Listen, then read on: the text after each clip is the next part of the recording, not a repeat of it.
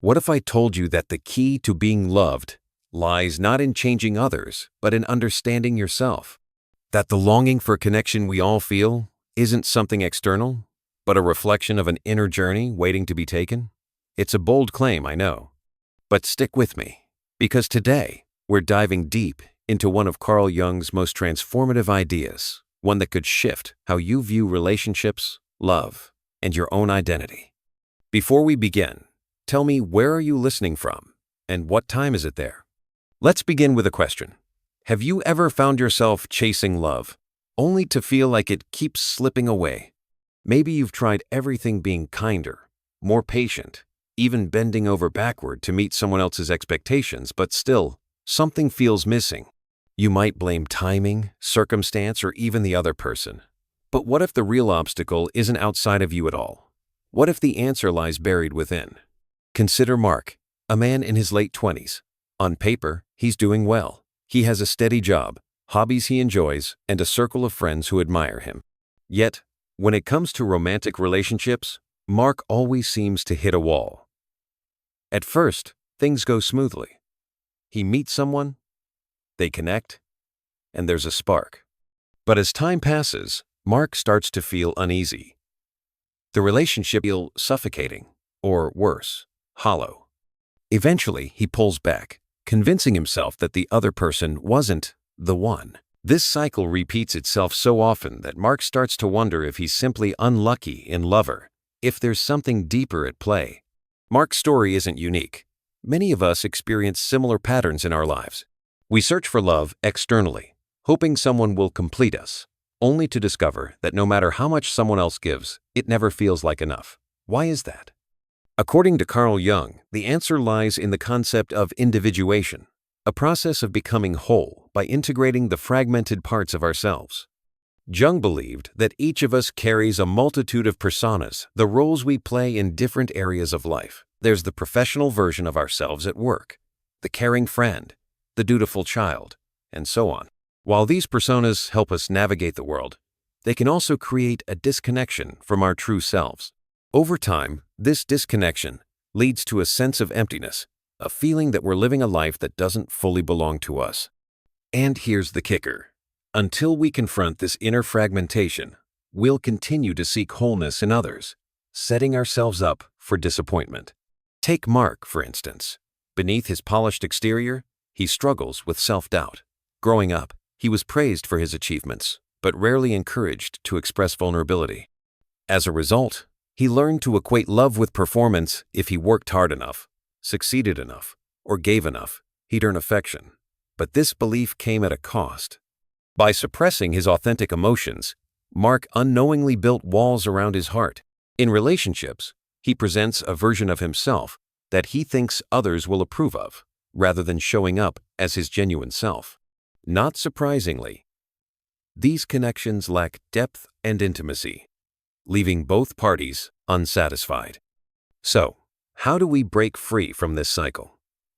Jung offers a path through what he calls self-awareness. Self-awareness isn't just about recognizing your strengths and weaknesses. It's about embracing the totality of who you are, the light and the dark, the beautiful and the flawed. To illustrate this, let's explore another cornerstone of Jungian psychology, the idea of the anima and animus. The anima represents the feminine aspects present in the male psyche, while the animus embodies the masculine qualities within the female psyche. These archetypes aren't literal gender roles, but symbolic energies that influence how we relate to ourselves and others. For example, a man disconnected from his anima may struggle to express empathy or emotional depth, while a woman estranged from her animus might find it difficult to assert herself or set boundaries. When these inner dynamics are out of balance, our relationships suffer. Returning to Mark's story, we see that his inability to form meaningful connections stems partly from his suppressed anima. His fear of vulnerability prevents him from accessing the softer, more nurturing side of himself. Instead, he defaults to logic and control, which, while useful in some contexts, leave little room for emotional intimacy.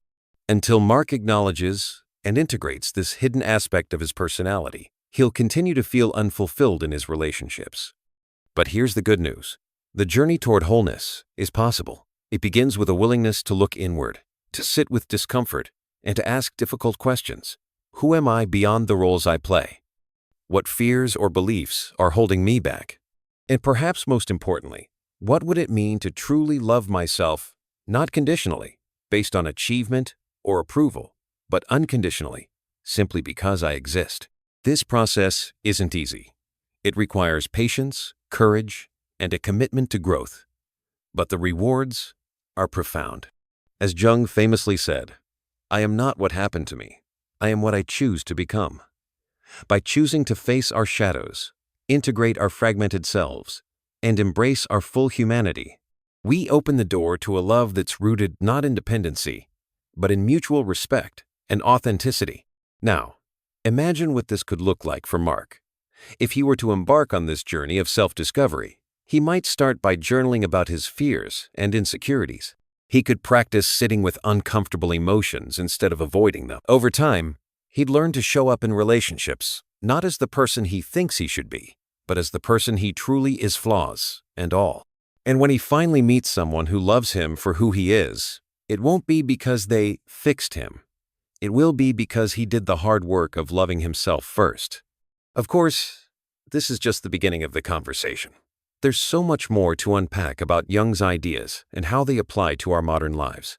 How do societal expectations shape our sense of self? What role does trauma play in keeping us stuck? And how can we cultivate compassion for ourselves along the way? Let me ask you something. When was the last time you sat quietly with yourself, without distractions, and simply listened? Not to music, not to a podcast, but to your own thoughts and feelings. If you're like most people, it's probably been a while. In today's fast-paced world, we're conditioned to avoid stillness. Silence feels uncomfortable, even threatening, because it forces us to confront what we've been running from. And yet, it's in that silence that transformation begins. To illustrate this, let's return to Mark. After realizing that his pattern of failed relationships stemmed from unresolved fears, he decided to take action. He started small, setting aside 10 minutes each evening to reflect on his day. At first, this practice felt awkward. His mind raced with worries about work, regrets over past mistakes, and anxieties about the future. But gradually, as he persisted, something shifted. Beneath the noise, he began to hear a quieter voice, the voice of his true self. This process aligns closely with another of Jung's teachings, the importance of active imagination. Unlike passive daydreaming, active imagination involves engaging consciously with the unconscious mind. It's a way of dialoguing with the parts of ourselves we've ignored or buried. For Mark, this meant visualizing his younger self, the child who had been told that emotions were a sign of weakness, and offering him compassion. He imagined wrapping that scared little boy in a warm embrace, telling him it was okay to feel, to cry, to be imperfect. Through this exercise, Mark began to heal wounds he hadn't even realized were there. But here's the catch. Confronting your shadow isn't just about feeling better. It's also about taking responsibility for the ways you've contributed to your struggles. Let's pause for a moment and consider this. How often do we blame others for our unhappiness? If only they understood me, we think. Or if only they tried harder. While it's true that relationships are a two-way street, focusing solely on the other person keeps us stuck in victimhood. True growth requires humility, the willingness to admit that maybe, just maybe, we've played a role in the patterns we're trying to break. For Mark, this realization came during a particularly challenging moment. He had recently started dating someone new, and things were going well, at least on the surface. But one evening, after a minor disagreement, he found himself withdrawing emotionally. Old habits kicked in, and he retreated into silence, leaving his partner confused and hurt. Later that night, as he reflected on what had happened, Mark recognized a familiar pattern. Whenever conflict arose, he defaulted to avoidance, fearing that expressing his true feelings would lead to rejection. This insight wasn't easy to face, but it was liberating. By owning his behavior, Mark took the first step toward changing it. Now, let's zoom out for a moment and connect this to a broader theme in Jungian psychology, the tension between opposites. Jung believed that life is full of paradoxes, light and dark, masculine and feminine, order and chaos, and that our task is to hold these opposing forces in balance. Think about it. When we cling too tightly to one side of the spectrum, we create imbalance. A person who obsesses over control, for example, may struggle with spontaneity and joy. Conversely, someone who avoids structure altogether might lack direction and stability. In relationships, this dynamic plays out constantly. Take the classic push-pull scenario. One partner craves closeness, while the other seeks space. Both desires are valid, but when they're not acknowledged and respected, conflict arises. The solution lies in embracing the tension rather than resisting it. Instead of seeing intimacy and independence as opposing forces, we can view them as complementary aspects of a healthy relationship. By honoring both, we create space for growth not just individually, but together. Returning to Mark, this principle became especially relevant as he navigated his new relationship. Rather than retreating during moments of conflict, he began experimenting with open communication. He shared his fears about vulnerability, explaining that it didn't mean he didn't care, it meant he cared deeply. To his surprise, his partner responded with empathy and understanding. This mutual exchange deepened their connection, proving that authenticity fosters trust. Of course, none of this happens overnight. Healing is messy, nonlinear, and often painful. There will be setbacks, moments when old patterns reassert themselves, and times when you question whether the effort is worth it. But every step forward, no matter how small, brings you closer to wholeness. And along the way, you'll discover something remarkable. The more you accept yourself, the less you need others to validate you. Paradoxically, this makes you more lovable, because people are drawn to those who radiate self-acceptance. Before we wrap up this segment, I want to leave you with a thought experiment. Close your eyes for a moment and picture the version of yourself that feels most authentic. Who is this person? What qualities do they embody? Are they confident, yet humble? Passionate, yet grounded? Whatever image comes to mind, hold on to it. This is your North Star essence of who you are beneath the layers of conditioning and expectation. Your job isn't to become this person. They already exist within you. Your job is to remove the obstacles that block their light. So far, we've explored how confronting our inner fragmentation and embracing our shadows can transform not only our relationships, but also our relationship with ourselves. We've seen how Mark, our protagonist, began to heal by practicing vulnerability, engaging in active imagination, and taking responsibility for his patterns. But today, we're going to dive deeper into the tools and techniques that Jung proposed for navigating this path of individuation. These aren't abstract concepts. They're practical methods you can start using right now to reconnect with your true self and unlock the love you've been seeking. Let's begin with one of Jung's most fascinating ideas, the power of dreams. Dreams, according to Jung, are messages from the unconscious way for the hidden parts of ourselves to communicate what we might otherwise ignore. Think of them as letters sent from the depths of your psyche, offering clues about unresolved conflicts, unmet needs, and untapped potential. The challenge, of course, is learning how to read these letters. For many people, dreams feel random or meaningless, just a jumble of images and emotions that fade upon waking. But Jung believed that every dream has a purpose, even if it doesn't make immediate sense. To uncover its meaning, he suggested a practice called amplification. This involves examining the symbols and themes in your dreams and connecting them to broader archetypal patterns. For example, water often represents emotions, while bridges symbolize transitions. By reflecting on these elements, you can gain insight into your inner world.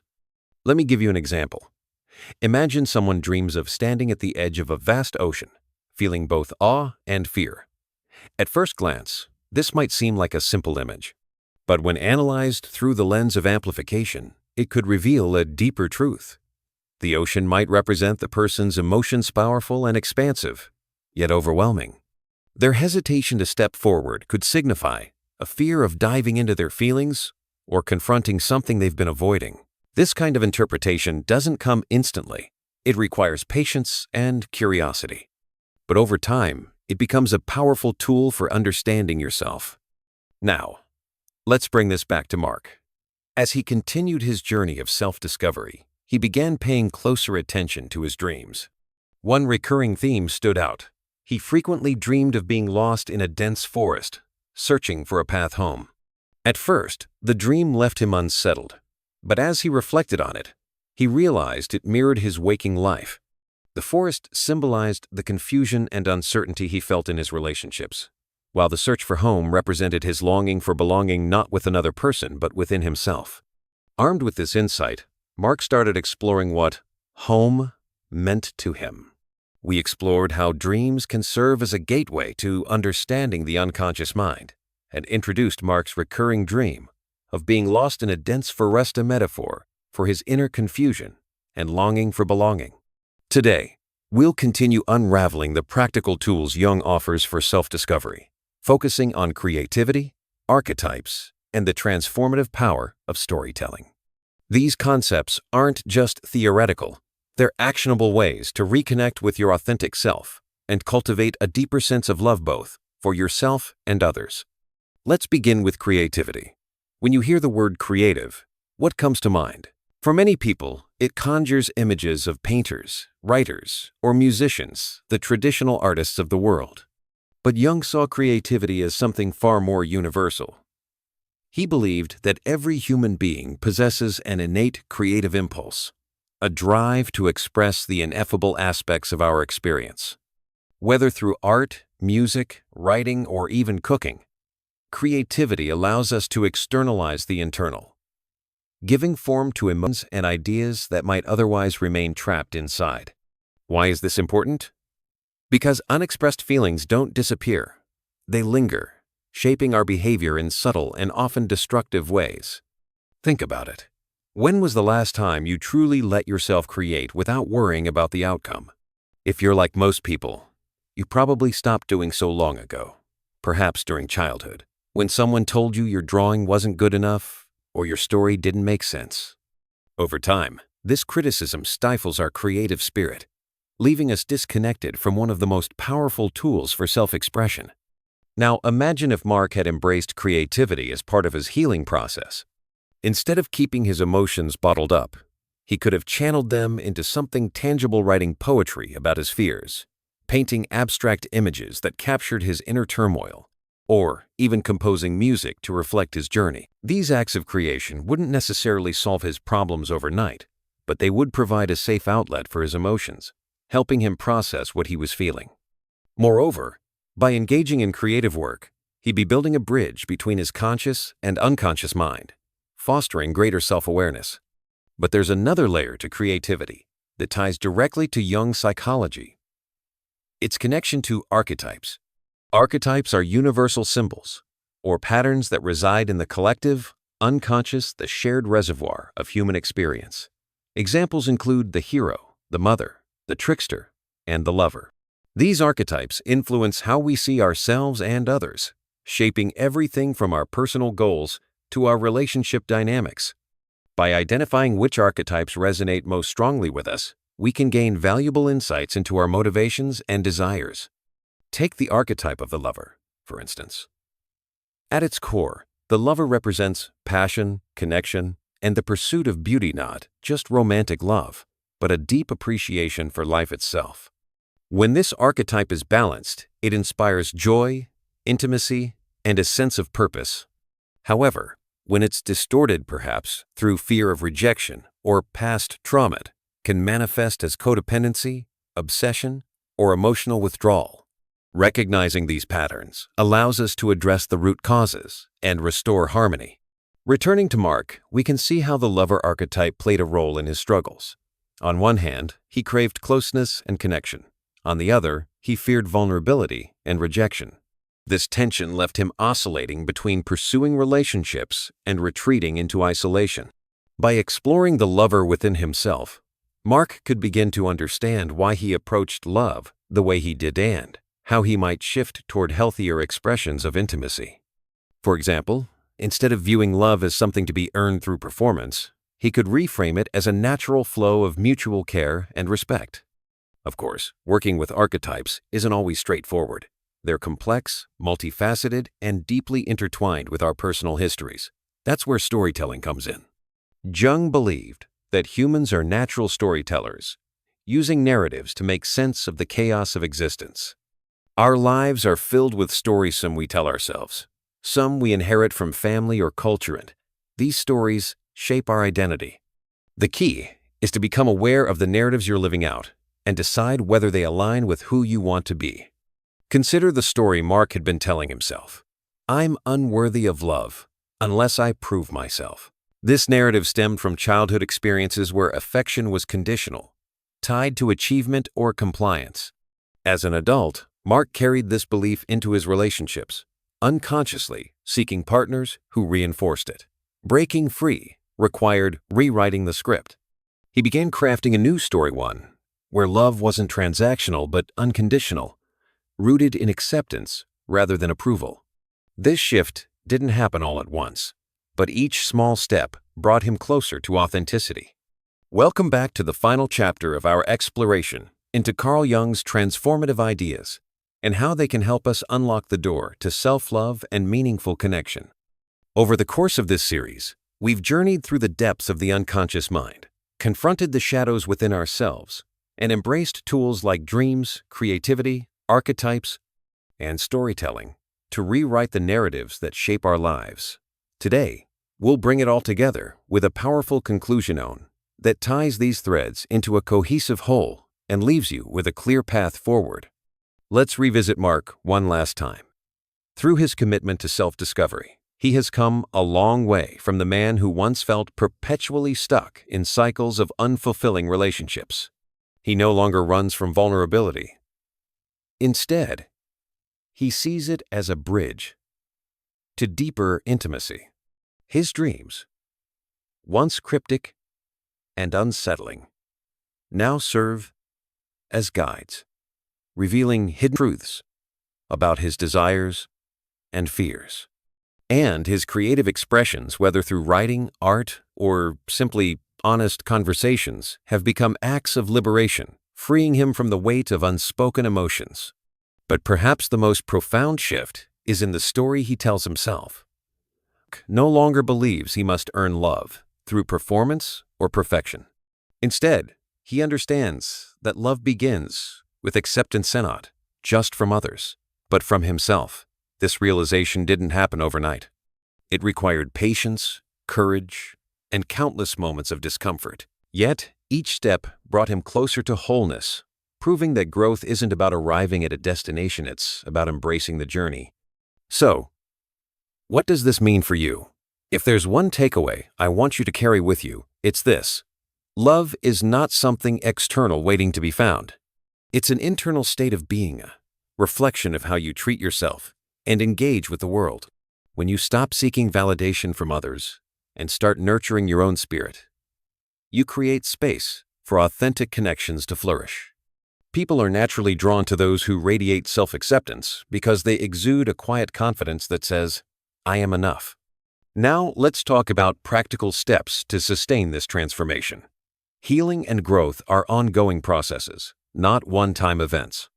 To stay aligned with your true self, consider incorporating these practices into your daily life. 1. Morning reflection. Begin each day by asking yourself, what do I need today? This simple question helps tune into your inner voice and prioritize your well-being. 2. Journaling your dreams. Keep a notebook by your bed and jot down any dreams or fragments upon waking. Over time, patterns will emerge, offering insights into your unconscious mind. 3. Creative expression. Dedicate time each week to creating something that feels meaningful to you. Whether it's doodling, writing, cooking, or gardening, let your hands channel what your heart holds. 4. Archetypal awareness. Identify the archetypes influencing your life right now.